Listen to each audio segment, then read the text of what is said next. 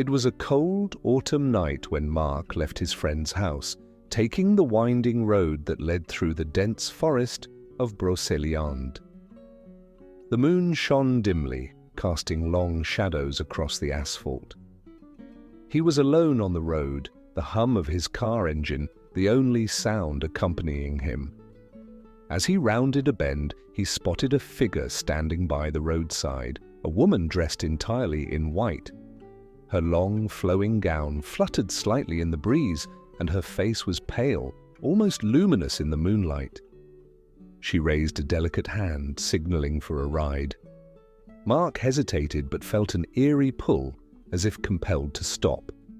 He rolled down the window. "Do you need a ride?" he asked. The woman nodded without a word and got into the back seat. A subtle scent of damp earth and lilacs filled the car. "Where are you going?" he asked, glancing at her in the rearview mirror. But the woman remained silent, her gaze fixed ahead. The silence stretched uncomfortably, and Mark felt a shiver run down his spine. He tried to shake off the unease. The road curved ahead, and as he approached a narrow bridge, the woman suddenly spoke. Her voice was distant, almost a whisper. "Be careful. This is where I died." Mark's heart leapt in his chest. He instinctively slammed on the brakes. The tires screeched against the pavement. He turned around, but the back seat was empty. The woman had vanished. Cold sweat trickled down his forehead as he realized where he was, the very spot where, years ago, a young bride had lost her life in a tragic accident.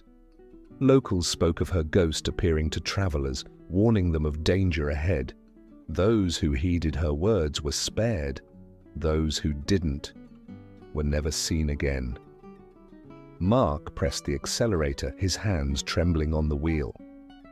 As he crossed the bridge, he caught a glimpse of something in his rearview mirror.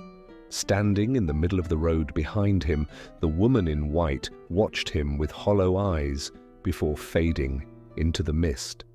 The next day, Mark told his story to an old villager who nodded knowingly.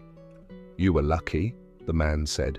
"La Dame Blanche only warns those she chooses to save." Mark never drove that road at night again. But sometimes, when he closed his eyes, he could still see her, a ghostly figure waiting in the dark, searching for the next traveler to save or claim.